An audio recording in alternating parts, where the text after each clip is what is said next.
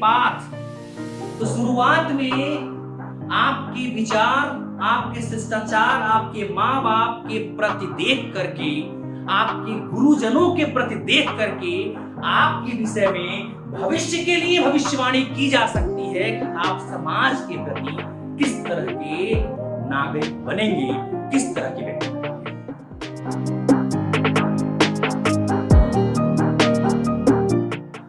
Hello students, today I am once more here, but today I am not going to teach you that is related to your syllabus. Today I am going to tell you about a different topic. And dear students, I am sure this topic can change your life, can bring a change in your life if you are going to follow it. This topic is etiquette. Etiquette means शिष्टाचार।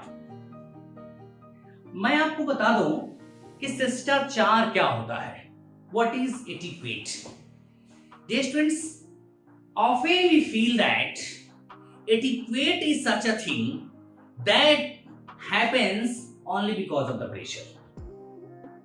कभी कभी हमको ऐसा लगता है कि etiquette वो होता है जो प्रेशर से आता है, किसी के दबाव से आता है, या इसमें हमेशा दूसरे का फायदा होता है। ये मेरी और आपकी और सबकी गलतफहमी है। एटिक्वेट जो होता है, शिष्टाचार जो होता है, ये ना तो प्रेशर से आता है, ना दबाव से आता है, और ना ही इसमें हमेशा दूसरे का फायदा होता है। एक और चीज आपको बता दें, कभी कभी शिष्टाचार को हम फ्लैटरी समझ लेते हैं। हम समझते हैं कि जो बहुत ज्यादा शिष्टाचारी है वो फ्लैटरी कर रहा है, वो चापलूस है। But here we are totally wrong. Flattery and etiquette are totally different. There is so difference between etiquette and flattery. So today I will teach you what is the exact meaning of etiquette. What does etiquette mean? Etiquette का सही मतलब क्या होता है? Dear students, हमारी life में etiquette या शिष्टाचार का बहुत इंपॉर्टेंस होता है। आपको बता दें कि बिना शिष्टाचार के हम अपने लाइफ में कभी भी सफल नहीं हो सकते हैं। शिष्टाचार से दूसरे को फायदा कम होता है, हमें फायदा ज्यादा होता है। As this topic etiquette is a very broad topic, I cannot describe all the things in one day, in 1 hour, within 15 minutes, 10 minutes, 20 minutes, 2 hours, 3 hours. So I will tell you a little thing about etiquette. In the next video, I will tell you all the things about etiquette. तो सबसे पहले शुरू करते हैं कि शिष्टाचार होता क्या है। Dear students, मैं आपको एक लाइन बताता हूं। Value brings base. Value brings base. It's my favorite line. मतलब किसी भी आदमी के लाइफ में अगर वैल्यूज हैं तो उसके लाइफ में वो उसके लिए बेस का काम करते हैं। आप कह सकते हैं कि अगर हमें घर बनाना है तो घर में सबसे इंपॉर्टेंट क्या है। अगर हम पूछें किसी घर को हम बनाए हैं, उसमें वॉल है, पिलर्स हैं, तो उसमें सबसे ज्यादा इंपॉर्टेंस किसका होता है, किसके बेस पे पूरी बिल्डिंग प्रॉपरली स्टैंड करती है। तो हम सिंपली कह सकते हैं कि जो उसका बेस होता है, जो उसकी नींव होती है, वो स्ट्रांग होनी चाहिए। क्योंकि वो जो बेस होता है, that decides how many stories can be form on that base. It's why it is said that value brings base. अब क्या है कि लाइफ में अगर हमारी वैल्यू है तो वैल्यू हमारे लिए बेस का काम करते हैं, और वैल्यू का सीधा कनेक्शन किससे है? एटिक्वेट से है। वैल्यू उसी के पास होंगे जिनके पास एटिक्वेट्स होगा, शिष्टाचार होगा, मोरल होगा। अगर आपके पास शिष्टाचार ही नहीं तो वैल्यूज की बात करने का मतलब ही नहीं हुआ। अगर आप वैल्यूज की बात करते हैं इसका मतलब आप शिष्टाचार से रिलेटेड हैं, और अगर शिष्टाचार की बात करते हैं तो इसका मतलब आप वैल्यू से रिलेटेड हैं। सो डियर स्टूडेंट्स, लाइफ में एटिक्वेट का मतलब वैल्यूज का होना बहुत इंपॉर्टेंट है। अब मैं आपको बताता हूं कि हमारे लाइफ में एटिक्वेट स्टार्ट्स कहां से होता है। सबसे पहले मैं बोलूं कि दूसरे के प्रति हम शिष्टाचार प्रदर्शित करने से पहले स्वयं के प्रति शिष्टाचारी बने। आपको लग रहा होगा स्वयं के प्रति शिष्टाचारी बने। कभी कभी तो मुझे लगता है लोग बस सोचते हैं कि पैर छूने को शिष्टाचार कहते हैं। नहीं, पैर छूने को, बोविंग और बेंडिंग को हम शिष्टाचार की श्रेणी में रखते हैं, बट केवल पैर छूना, केवल दूसरे का सम्मान करना शिष्टाचार नहीं होता है। शिष्टाचार होता कहां है, शिष्टाचार की शुरुआत कहां से होती है? तो हम सबसे पहले शिष्टाचार खुद के प्रति शो करें, खुद के प्रति शिष्टाचारी बने। कह सकते हैं etiquette to self, etiquette to self, स्वयं के प्रति शिष्टाचारी होना। तो शिष्टाचार की शुरुआत स्वयं से होती है, और जब हम स्वयं के प्रति शिष्टाचारी बनेंगे तो दूसरे के प्रति शिष्टाचारी बनेंगे। अब अगर मैं कहूं कि स्वयं के प्रति शिष्टाचार क्या होता है आपको मालूम है, तो आप कंफ्यूज हो जाएंगे कि स्वयं के प्रति शिष्टाचार क्या होता है। डियर स्टूडेंट्स, स्वयं के प्रति शिष्टाचार का मतलब होता है इस ईश्वर प्रदत्त जीवन का पूरा ध्यान रखना, पूरा ख्याल रखना, और इस जीवन का सदुपयोग करना, इस शरीर का ख्याल रखना, इसे बीमार न होने देना, इस मस्तिष्क को हमेशा पॉजिटिव थिंकिंग में लगाना, इसको हम बोलते हैं एटिक्वेट टू सेल्फ, या कह सकते हैं स्वयं के प्रति शिष्टाचार। अब आप ये कह रहे होंगे इसमें कौन कौन सी चीजें आती हैं जिससे हम ये कह सकें कि हम स्वयं के प्रति शिष्टाचारी हैं। तो स्वयं के प्रति शिष्टाचार की शुरुआत अगर मैं करूं तो सबसे पहले मैं आपको बोलूंगा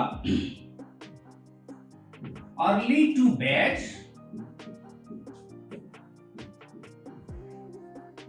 early to rise. Very simple, early to bed, early to rise.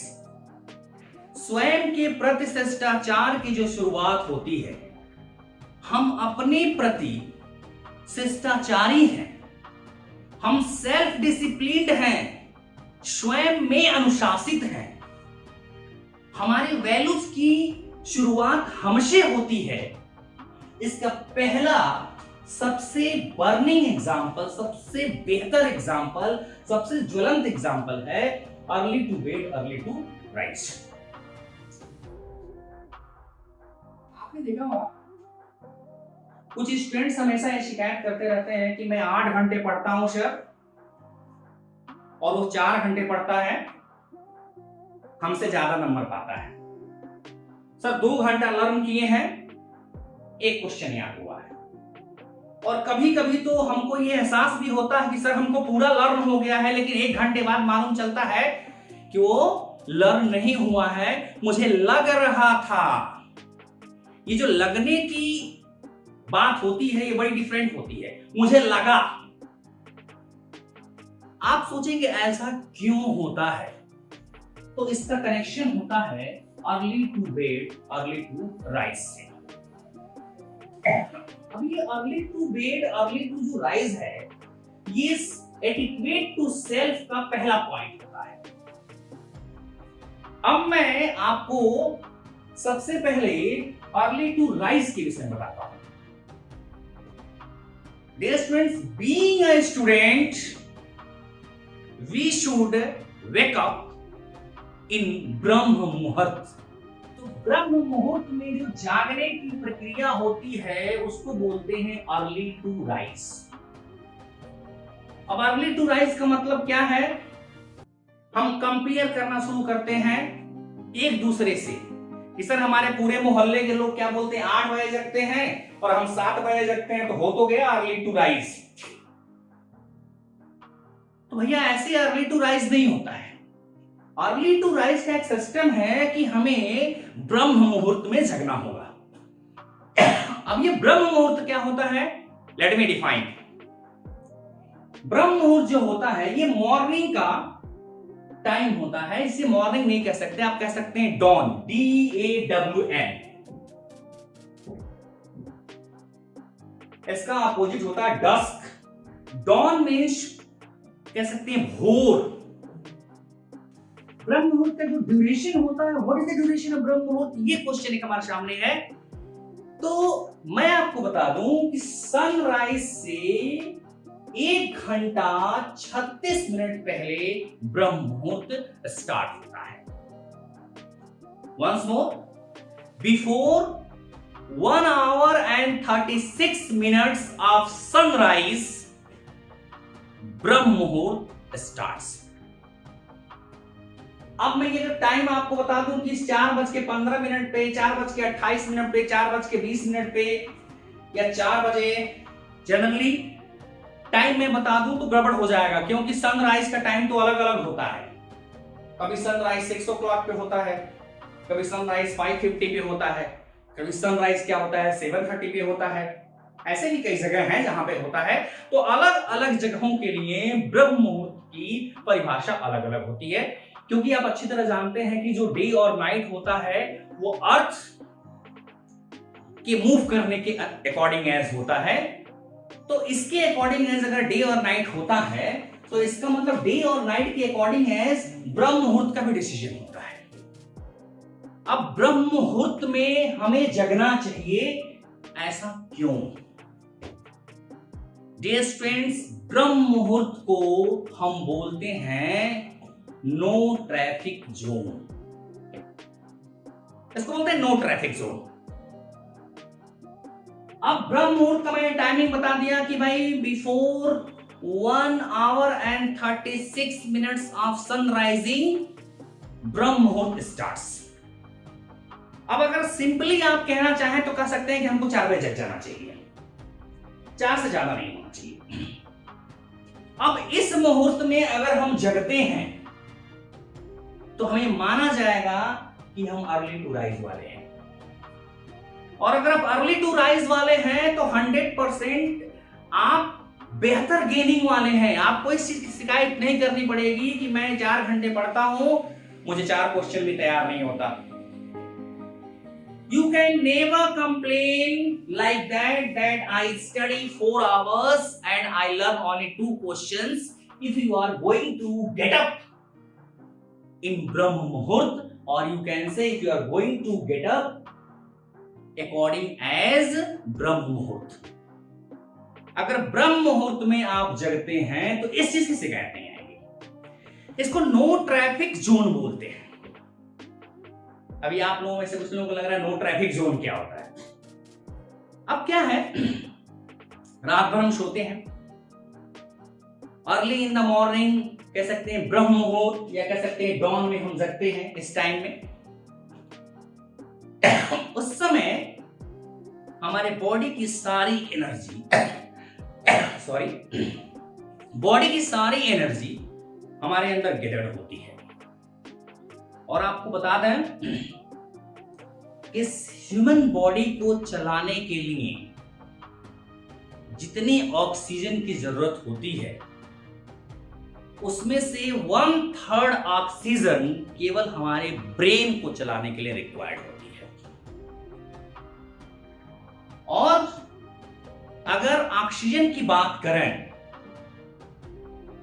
तो ब्रह्म मुहूर्त के समय में नो ट्रैफिक जोन होने के चलते, कम हवा होने के चलते, कम पॉल्यूशन होने के चलते ऑक्सीजन का जो फ्लो होता वो ज्यादा होता है। इसका मतलब हमारे मस्तिष्क को रिक्वायरमेंट के हिसाब से अच्छा खासा ऑक्सीजन मिलता है। माइंड के जो काम करने का, जो ब्रेन के काम करने की जो स्पीड होती है वो तेज हो जाती है। दूसरी चीज, इस समय अगर आप जो भी पॉजिटिव थिंकिंग करते हैं, पॉजिटिव थिंकिंग का भी कनेक्शन एडिक्वेट से ही है। If you don't have etiquette, you can never think positive, and if you can think positive, that will never return to you back. अगर आप पॉजिटिव सोचते भी हैं तो आपके पास लौट के आएगा नहीं एज ए रिजल्ट फॉर्म में, क्योंकि आपके पास एडिक्वेट नहीं है, और एडिक्वेट नहीं है तो आपके पास एडिक्वेट टू सेल्फ नहीं है। इसका मतलब अर्ली टू राइज का इंपॉर्टेंस आपको समझ में नहीं आता है। तो मॉर्निंग टाइम में जब आप पॉजिटिव सोचना शुरू करते हैं और आपकी ब्रेन से जब एनर्जी निकलती है, वो यूनिवर्स में डिस्पर्स होती है, यूनिवर्स में घूमना शुरू करती है, तो उसकी जो कैपेसिटी होती है, स्पीड कैपेसिटी होती है, वो डे के अदर किसी पोर्शन के अकॉर्डिंग एज डबल होती है। क्योंकि मैंने ऑलरेडी आपको बताया है कि this is called no traffic zone. No traffic zone means, आप जैसे समझ लीजिए, नो ट्रैफिक जोन का मतलब क्या है, ट्रैफिक नहीं है और आप ही रोड पे चलने वाले हैं तो स्पीड आपकी थोड़ी फास्ट रहेगी। अब नो ट्रैफिक जोन का मतलब मैंने ये कहा कि नहीं केवल आप ही चलेंगे, और भी लोग चलते होंगे, भीड़ कम होगी, और जब भीड़ कम होगी तो आपकी स्पीड ज्यादा होगी।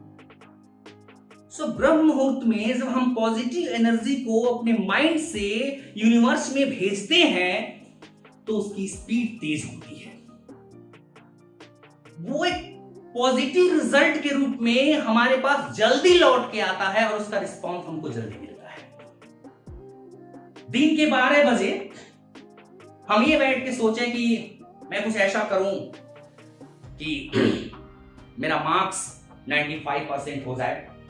बार बार हम इसको पॉजिटिव एनर्जी बनाने का प्रयास कर रहे हैं। दिन के 12 बजे, डियर स्टूडेंट्स, दिन के 12 बजे इन्वायरमेंट में एनर्जी कितनी हबब रहेगी कि उस पॉजिटिव थिंकिंग को बार बार इंटरप्शन मिलेगा।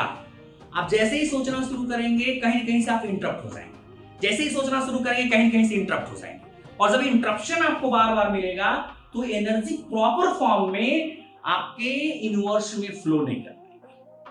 कभी कभी तो माइंड से ही आपके माइंड से बाहर ही नहीं निकलेगी, माइंड उसको निकलने नहीं देगा, बस सोच शुरू हुई तब तक कुछ और ऑब्स्टिकल उसमें आ गया। हाँ, नेगेटिविटी के चांसेस ज्यादा होते हैं। आप एक बार ट्राई करके देखिए, मॉर्निंग में आप उठिए और सोचिए मुझे कार खरीदना है। उस समय ये थॉट आपके माइंड में रेयरली आएगा, यार इतने लोग कमा रहे हैं, कार नहीं खरीद पाए मेरे मोहल्ले में, मैं कैसे खरीद पाऊंगा। ये थॉट मॉर्निंग में रेयरली आएगा और आप कार खरीद सकते हैं, ये एनर्जी यूनिवर्स में फ्लो हो जाएगी। लेकिन अगर इसी चीज को आप रात के 10 बजे सोचिए कि मैं कार खरीदना चाहता हूं और 1 साल में कार खरीद लूं, तो एक पॉजिटिव एनर्जी आएगी, इसके साथ साथ बहुत सारी नेगेटिव एनर्जी आएंगी। गुप्ता जी इतना पैसा कमाए, कार नहीं खरीद पाए, मोहल्ले के भैया इतना पैसा कमाए, कार नहीं खरीद पाए, और फलाने कार खरीदे थे तो दुर्घटना हो गई, एक्सीडेंट हो गया, इतने लोग के बाप रे बाप कार नहीं खरीदना चाहिए। लो, क्यों? क्योंकि उसमें हवक ज्यादा रहता है, भीड़ बहुत ज्यादा रहती है बच्चों, भीड़ बहुत ज्यादा रहती है। तो भीड़ वाली कंडीशन से बाहर निकल करके सोचने के लिए, भीड़ वाली कंडीशन से बाहर निकल करके पढ़ने के लिए, भीड़ वाली कंडीशन से बाहर निकल करके पीसफुल टाइम में, नो ट्रैफिक जोन में अपनी पॉजिटिव एनर्जी को यूनिवर्स में भेजने के लिए अर्ली टू राइज का फार्मूला कंपल्सरी है। अब दूसरी बात है अर्ली टू बेड।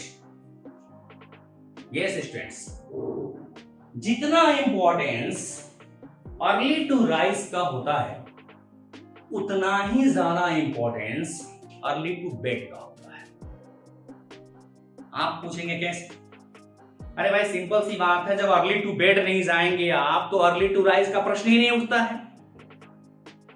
आप 1 बजे रात को सोएंगे, 12 बजे रात को सोएंगे, 2 बजे रात को सोएंगे, और मैं आपसे उम्मीद करूं कि 4 बजे आप जग जाइए, तो ये तो अपने साथ अत्याचार हुआ। We are doing injustice to ourself, we are doing injustice to ourselves. खुद से हम अन्याय कर रहे हैं और खुद के प्रति हमारा कोई भी शिष्टाचार नहीं रह जा रहा है। ये शरीर है, ईश्वर प्रदत्त सबसे अच्छी रचना है, इसको हमारे माता पिता ने हमें दिया है, तो इसके प्रति तो अन्याय होगा, इसके प्रति कह सकते हैं अत्याचार होगा एक तरह से, अगर हम 2 बजे सोते हैं 4 बजे जागते हैं, क्योंकि इसको हमें रिलैक्स देना है, माइंड को रिलैक्स देना है, हमारे ब्रेन को रिलैक्स देना है। ब्रेन को रिलैक्स नहीं मिलेगा तो ऐसे कंडीशन में आपका ब्रेन अच्छी तरह सोच नहीं पाएगा, मॉर्निंग टाइम में आप जग नहीं पाएंगे और सारा फार्मूला धरा का धरा रह जाएगा कि ब्रह्म मुहूर्त में हमें उठना है। अब आप सोचेंगे कि अर्ली टू बेड मतलब जल्दी सोइए और अर्ली टू राइज मींस जल्दी जगिए, तो मैंने जल्दी जगिए का टाइम तो डिफाइन कर दिया। अब जल्दी सोइए में कौन सा टाइम ऐसा दिया जाए जिस समय हम सोएं? So dear students, best timing of sleeping is between 9 to 10। आप कह सकते हैं अगर 9:30 बजे आपको नींद आ जाती है तो मान के चलिए कि आप प्लेटिनम के मालिक हुए, 9:45 बजे नींद आती है तो डायमंड के मालिक हुए, और अगर 5 मिनट बाद या 10 मिनट बाद उसके बाद नींद आती है तो आप सोने के मालिक हुए, और 10 से जैसे 2-4 मिनट भी पार करता है तो समझिए चांदी के मालिक हुए। You are the owner of silver. And dear students, उसके बाद अगर आप सोना शुरू किए 11 बजे जाते हैं so you are the owner of the iron that will rust. That will rust. ऐसे आयरन के मालिक होने वाले हैं आप जिसका क्षय हो जाएगा, जो नष्ट हो जाएगा। So सबसे इंपॉर्टेंट चीज ये है, एटिक्वेट का सबसे पहला हिस्सा ये है, शिष्टाचारी होने का पहला हिस्सा ये है कि खुद के प्रति शिष्टाचार हो, और उसका पहला स्टेप है early to bed early to rise. आप ब्रह्म मुहूर्त में उठिए और 10 बजे तक सो जाइए, क्योंकि आपके बॉडी और ब्रेन दोनों को रिलैक्स की रिक्वायरमेंट होती है। अब दूसरी अगर हम बात करें कि दूसरे तरह का एटिक्वेट क्या होता है, दूसरे तरह का शिष्टाचार क्या होता है। डियर स्टूडेंट्स, आप बोलते हैं कि हमारे हिंदू मैथोलॉजी में 3 गॉड माने जाते हैं, ब्रह्मा, विष्णु, महेश। आप कह सकते हैं कि Lord Brahma, Lord Vishnu and Lord Shiva. अब ये 3 हैं और हम इन तीनों को बहुत मानते हैं। I am not going to see that all और theist might be some atheist will be also there, but almost people believe in God. They believe in God and you must believe in God. But here my subject is not to teach you why you should believe in God, but I am going to tell you what is the second etiquette, शिष्टाचार का दूसरा step क्या होता है। ब्रह्मा, विष्णु, महेश, तो इसमें हम मानते हैं कि कोई संसार का निर्माण करता है, कोई संसार का निर्माण कर दिया तो दूसरा क्या होता है, संसार का पालन करता है, और तीसरे जो हैं समय आने पे संसार का विध्वंस कर देते हैं, इसको नष्ट कर देते हैं। ये हमारे लिए इमेजिनरी स्टोरी है। No one has seen Lord Brahma, Lord Vishnu, Lord Shiva. No one has seen God. No one has seen God. Here G means generator, Brahma, O means observer, Vishnu, and D means destroyer, Lord Shiva. हमारे लिए जीते जागते ब्रह्मा विष्णु महेश हैं हमारे parents और हमारे गुरु। ये जो पॉइंट मैं आपको बताने जा रहा हूं, ये तो आपके जीवन में एक दिन के अंदर, within one day you will feel the change. If you are going to give respect your parents and your teachers as you give respect Brahma Vishnu Mahesh. ये सेकेंड स्टेप है एटिक्वेट का, शिष्टाचार का दूसरा चरण। तो शिष्टाचार के दूसरे चरण में यह होता है कि हमें अपने माता पिता और गुरु का सम्मान ब्रह्मा विष्णु महेश की तरह करना चाहिए। आप रास्ते से गुजर रहे हैं, मंदिर में घंटी बजा, भले ही आप बाइक चला रहे हैं, जिस कंडीशन में भी हैं, आपकी आंख बंद हो जाएगी, सर थोड़ा सा नीचे झुक जाएगा। This is called the respect for that temple or the God who is in that temple according as our belief. हमारी मान्यताओं के अकॉर्डिंग है, जो भगवान उस मंदिर में है, उस भगवान के प्रति हमारा सम्मान होता है कि हमारी आंखें बंद हो जाती हैं और हमारा सर झुक जाता है केवल मंदिर के घंटे की आवाज सुनकर। अगर पॉसिबल होता है तो हम हृदय पे हाथ ले जाते हैं और एक बार कहते हैं, हे भगवान, दिस रिस्पेक्ट इज देयर। सो मैं ये कह रहा हूं कि अगर यही रिस्पेक्ट आप अपने पेरेंट्स और गुरु को दें, तो ब्रह्मा विष्णु महेश के रिस्पेक्ट का जो फल होता है, उस फल से 1000 टाइम मोर, 1000 गुना ज्यादा फल प्राप्त होगा। Because they are not the idol, they are not the idol, वो मूर्ति नहीं है, they are the living God,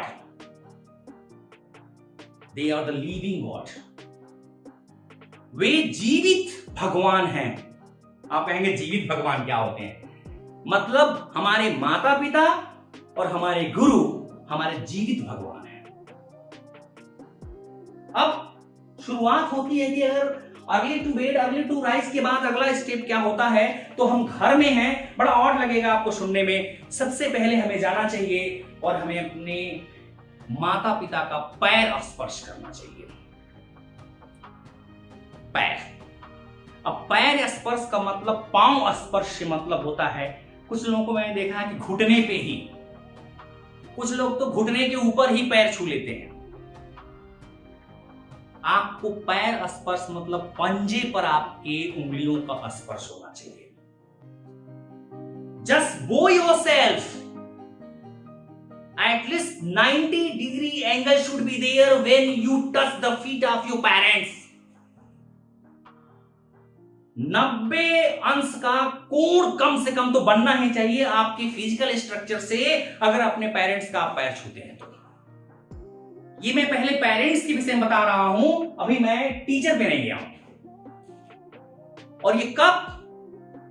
morning time में अपनी पॉजिटिव एनर्जी को यूनिवर्स में भेजने के बाद हमें अपने माता पिता के पास पहुंचना चाहिए, उनका पैर छूना चाहिए, और उस समय हमें उनका वो आशीर्वाद लेना चाहिए जो एनर्जी, फुल ऑफ एनर्जी होता है।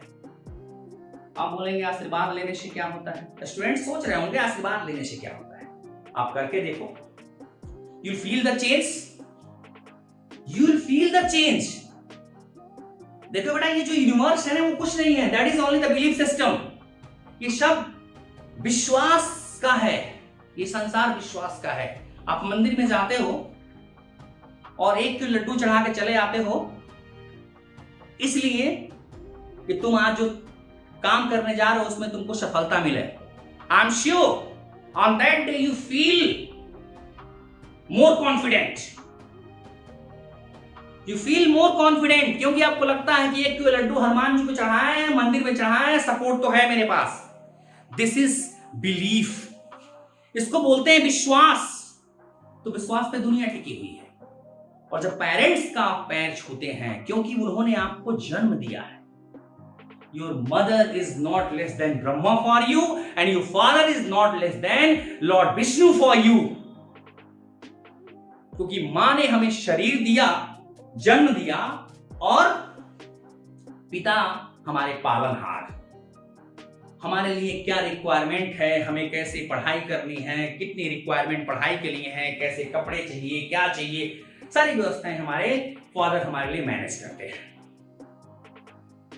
तो ये दोनों तो आपको घर में ही मिल गए, Lord Brahma and Lord Vishnu दोनों घर में ही मिल गए, और वो भी मॉर्निंग में ही मिल गए। बहुत बड़ी बात हो गई। अब अगर आप महसूस कीजिए कि ब्रह्मा विष्णु अगर आपको मिल जाए मॉर्निंग में ही, तो पूरा दिन आपका, पूरा डे आपका कैसा जाएगा? Just realise how your whole day will be. That will be full of confident and you feel that you are immortal and no one can get victory over you. You'll think like that. You will never lose in the life. You'll be always winner. This kind of feeling will be with you whole day if you are going to meet early in the morning with Brahma and Vishnu, or you are going to meet Brahma and Vishnu in the morning. So इस तरह का confident आपके साथ होगा। तो मैं अगर बोलूं कि अगर हम माँ बाप का पैर छूते हैं तो ऐसा जैसे ही उनका हाथ हमारे पीठ पर, हमारे सर पे रखा जाता है और बोलते हैं खुश रहो, आगे बढ़ो, तो same confident come to us. वही कॉन्फिडेंट हमारे पास आता है और वही कॉन्फिडेंट हम रियलाइज करते हैं, वही हम सपोर्ट रियलाइज करते हैं जो हम लॉर्ड ब्रह्मा और लॉर्ड विष्णु के आशीर्वाद से फील करते हैं। यहां से आपके दिन की शुरुआत होती है, सच्ची शुरुआत यहां से होती है, कह सकते हैं दिन की। So never forget to touch the feet of your parents in the morning time after getting up in Brahma muhurta. After getting up in the Brahma muhurta, at first you have to send your positive energy in the universe, and after completion of this one you should go to your parent and touch their feet. You should go to your parents and touch their feet. This is compulsory if you want to get success, if you want to succeed in your life. Otherwise तो गधों की race में कुछ खच्चर भी तो दौड़ ही रहे हैं। मैंने कहा कि सब गधे ही दौड़ रहे हैं? अरे 100 गधे दौड़ रहे हैं, उसमें 4 खच्चर भी मिक्स हो गए। गधे क्या बोलते हैं, 1 घंटे में अगर 2 किलोमीटर पहुंचते हैं तो खच्चर 4 किलोमीटर पहुंच जाते हैं और अपने आप को अंधों में कनवा राजा समझ लेते हैं। तो ये तो है। फिर कहते हैं कि मैंने तो माँ बाप का कभी जीवन में पैर नहीं छुआ, फिर भी मुझे सफलता मिली। नहीं, we human being are not born only for that which we achieve to run in the race of donkeys. We can never achieve that success for which we are born. आप सोचिए बचपन में आपके क्या क्या ड्रीम होते हैं। 6, 7, 8 में आपके ड्रीम का जो लेवल होता है बहुत हाई होता है। 9, 10 तक ये परवान चढ़ता है, बहुत हाई लेवल होता चला जाता है। जैसे 11, 12 में पहुंचते हैं लगता है यार मैं तो कर ही नहीं पाऊंगा। और 11, 12 के बाद आधे ड्रीम ड्रेन में चले जाते हैं और आधे ड्रीम माइंड और ब्रेन में ही रह जाते हैं। उसके बाद से लगता है जो मिल वो कर। बनने चले थे डॉक्टर, बन गए मास्टर। बनने चले थे इंजीनियर, बन गए वकील। और बनने चले थे वकील, खोल के बैठ गए दुकान। फिर बोलते हैं लाइफ में सफल हैं। We can be called a successful personality only when we are going to get the goal that is our desired goal. We can be called successful personalities only then when we are going to get our desired goal. हम सफल तभी कहे जा सकते हैं जब हम जीवन में अपना इच्छित उद्देश्य प्राप्त करें, तब हमें बोला जाता है कि बंदा सफल है। इच्छित उद्देश्य ना प्राप्त करने के कंडीशन में आप जीवन में कहीं न कहीं असफल हुए हैं। और ये असफलताएं तभी आती हैं जब हमारे अंदर वैल्यूज नहीं होते, हमारे अंदर एडिक्वेट नहीं होते हैं और हम अपने माँ बाप का सम्मान नहीं करते हैं, हम उनका पैर छूने में हिचकते हैं, हम उनका सर दबाने में हिचकते हैं, हम उनकी सेवा करने में हिचकते हैं, हम अर्ली टू राइज को बिलीव नहीं करते हैं, हम अर्ली टू बेड में बिलीव नहीं करते हैं। तो ये सब कंडीशन जो हमारे साथ आती है तो हमारे लाइफ में डिजायर्ड गोल हमें नहीं मिलने वाला है। डिजायर्ड गोल को तो हम भूल ही जाएं। अब तीसरा एक कैरेक्टर है हमारे गुरु। मॉडर्न सोसाइटी में तो गुरु की स्थिति लोगों ने कुछ बहुत ज्यादा ही खराब करके रख दी है। I am not going to say that only students are responsible for this, even some teachers are also responsible, that in the modern time teachers are not as worshipped as they used to be. मैं ये नहीं कह रहा हूं कि केवल विद्यार्थियों को इसका श्रेय जाता है, कुछ हमारे सोसाइटी में टीचर भी ऐसे हैं जिनके चलते आज टीचर, आज गुरु का वह सम्मान नहीं रह गया है जो हुआ करता था।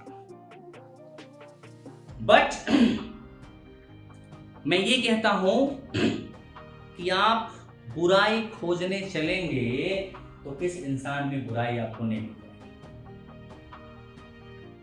If someone is teaching me, if someone is teaching us, so he is my Guru, he is our गुरु। और स्वामी विवेकानंद ने कहा भी है, our father has given this body to us, our mother has given this body to us, but our teacher shows us the way to salvation. मोक्ष का रास्ता दिखाता है गुरु। अब मोक्ष का मतलब अक्सर ऐसे लोगों को लगता है कि मृत्यु के बाद मोक्ष मिलता है। जब तक आप ये बिलीव करोगे कि मृत्यु के बाद स्वर्ग मिलता है या मृत्यु के बाद मोक्ष मिलता है, तब तक आप जीवन में सफल नहीं हो पाओगे। आपको ये मान के चलना है कि हमारे जीवन में ही हमें मोक्ष की प्राप्ति होती है, हमारे जीवन में ही हमें स्वर्ग की प्राप्ति होती है। कह सकते हैं स्वर्ग यहां, नरक यहां, जाना कहां। अब अगर किसी आदमी के पास एक अच्छा जॉब हो, एक अच्छा रेपुटेशन हो, एक अच्छी फैमिली हो, चलने के लिए अच्छी कार हो, कोई बहुत अच्छी ब्रांड की कार हो, उसके नौकर चाकर हो, उसके मां बाप उसके साथ हो, तो आप क्या कह सकते हैं, क्या वो स्वर्ग में नहीं है? He is only the person who is in the heaven, who is in the paradise. And those who think that after death they will go in the paradise, they never go in the paradise, they never go in the heaven. They only think, and after death किस्सा is over. आप मरे, किस्सा over, कहानी खत्म, chapter close. तो जो गुरु होता है हमें मोक्ष का रास्ता दिखाता है, कामयाबी का रास्ता दिखाता है, सफलता का रास्ता दिखाता है। सो डियर स्टूडेंट्स, गुरु का सम्मान हमें लॉर्ड शिवा की तरह से करना चाहिए। शास्त्रों में ऐसा कहा गया है कि लॉर्ड शिवा सबसे बड़े गुरु माने जाते हैं, तो उनका गुरु का सम्मान लॉर्ड शिवा की तरह से होना चाहिए। तो ब्रह्मा और विष्णु ऑलरेडी आपके पास हैं घर में, और शिव भी आपके साथ हो लिए।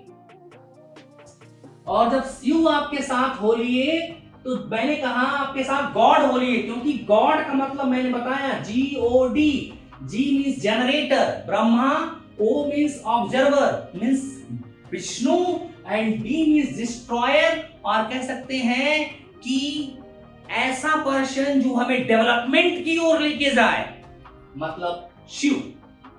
तो जब ब्रह्मा विष्णु महेश तीनों एक साथ मिलते हैं तो होता है गॉड। ये मेरा दिया हुआ डेफिनेशन नहीं है, इसको RW रॉफ वर्ल्ड इमर्शन ने दिया था कि गॉड का मतलब यही होता है, मैंने अपने पास से नहीं बनाया। तो अगर हमारे पास ब्रह्मा विष्णु महेश तीनों हो गए और तीनों की कृपा हमारे ऊपर बन गई, मतलब गॉड की कृपा बन गई। भैया अगर गॉड की कृपा बन गई तो हमें कोई रोक सकता है क्या? कोई रोक सकता है? नहीं रोक सकता। ये आपके दिमाग में हमेशा होना चाहिए कि हमें अपने गुरुजनों का सम्मान करना चाहिए। कभी कभी लोगों को ऐसा लगता है पैसा देते हैं फ्री का पढ़ाते हैं। अरे भैया दुनिया मतलबी है, बिना पैसे के कैसे गुरु पढ़ा सकते हैं? बिना पैसे का गुरु कभी नहीं पढ़ाए, महाभारत काल में भी नहीं पढ़ाए। आपको मालूम होगा कि द्रोणाचार्य तक बिना पैसे का नहीं पढ़ाए, फार्मूला अलग था। आज टीचर जो होते हैं एक महीना किसी बच्चे को पढ़ाते हैं तो 500 300 400 लेते हैं, और पहले जब पढ़ाते थे तो सोने के सिक्के लेते थे, गोल्डन क्वाइंस। तो क्या सम्मान कम हो गया? सम्मान रहा। और ये आप इसलिए नहीं कर रहे हैं कि इससे गुरु को फायदा होने वाला है। अगर कोई शिष्य किसी गुरु का सम्मान करता है, किसी गुरु का पैर छूता है, ये उसके संस्कार हैं, ये उसके एटिक्वेट हैं, ये उसके शिष्टाचार हैं, ये उसके वैल्यूज हैं। इससे गुरु का कुछ फायदा नहीं होने वाला। भैया आप गुरु का सम्मान करो तो, ना करो तो, उसको क्लास में जाना है, लेक्चर देना है, पढ़ाना है। हाँ, ज्यादा खुश आप पे गुरु रहेगा तो ज्यादा खुश होकर पढ़ाएगा। किसी विशेष से ज्यादा खुश होगा तो आप पे विशेष ध्यान देगा। तो कहने का मतलब मेरा ये है, मैं ये नहीं कहना चाह रहा कि आप फ्लैटरी करिए, आप चापलूसी करिए। आपके संस्कार, आपके जो एटिक्वेट हैं, जो आपके शिष्टाचार हैं, आपके जो वैल्यूज हैं, उसको फॉलो कीजिए। तो पहला वैल्यूज मैंने आपके सेल्फ के साथ बताया, खुद के लिए, early to bed early to rise. और दूसरा अदर्स में जब शुरुआत होती है तो हमारे माता पिता और गुरु का सम्मान आता है। और इसके बाद तीसरे, इन तीनों के बाद चौथे व्यक्तियों का सम्मान शुरू होता है। आप इस चीज को अच्छी तरह से दिमाग में बैठा लीजिए। अगर हमने इन चीजों का अनुसरण नहीं किया तो हम सामान्य व्यक्ति बनकर पैदा हुए और सामान्य व्यक्ति बनकर मर जाएंगे। आप एक सामान्य स्टूडेंट हैं, सामान्य स्टूडेंट रहेंगे, लेकिन अगर आप स्वयं के प्रति केवल एक वैल्यू का फॉलो आपने कर लिया, early to bed early to rise का, स्वयं के प्रति सिंगल एटिक्वेट का फॉलो आपने किया, आपके लाइफ में 40% चेंजिंग आएगी। इसकी गारंटी मैं लेता हूं, लिख के दे दूं आपको। और 40% चेंजिंग आपकी लाइफ में आ जाएगी अगर आप शिष्टाचारी बनेंगे अपने माता पिता के प्रति, अपने गुरुओं के प्रति। क्योंकि अगर इनके प्रति बनेंगे आप तो समाज के प्रति वैसे ही शिष्टाचारी आप हो जाएंगे।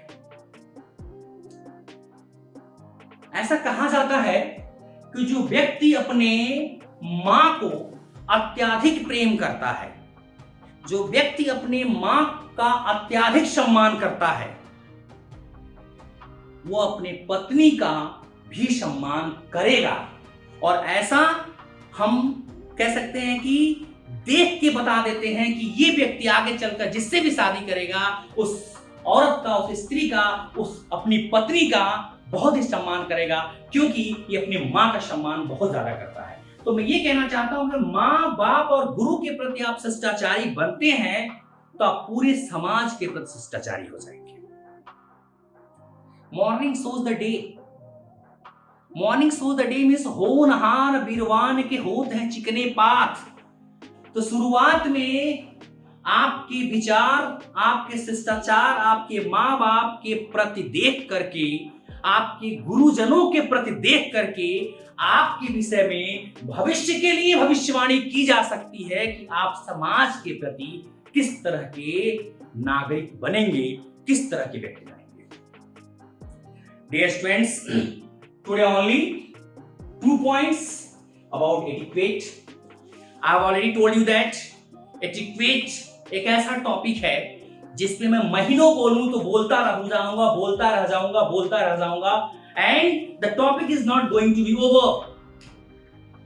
So today only 2 topic, 2 point, not 2 topic, only 2 point. First, etiquette to self, early to bed, early to rise. दूसरा, etiquette to others, और अदर्स में सबसे पहले शुरुआत होती है माता पिता और गुरु से। अगर इतना आप करना शुरू करेंगे तो आपकी लाइफ में परिवर्तन नजर आएगा, आप में इंप्रूवमेंट नजर आएगा।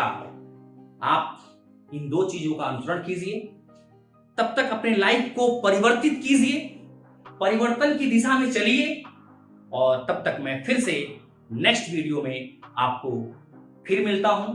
और उस समय जो मैं आपको एटिक्वेट के विषय में बताऊंगा वो आपके परिवर्तन की गति को एक ऐसा गति देगा, परिवर्तन की जो चाल है उसमें ऐसा मोमेंट आएगा कि वो ऑटो बहुत तेज हो जाएगी। So dear students, please watch the video, listen each and every statement properly. Today I am not teaching you any topic that is going to come in your exam, that is going to happen in your exam, but I have taught such a topic that will happen on each and every step in your life. Well students, enjoy the video and change your life. Thank you.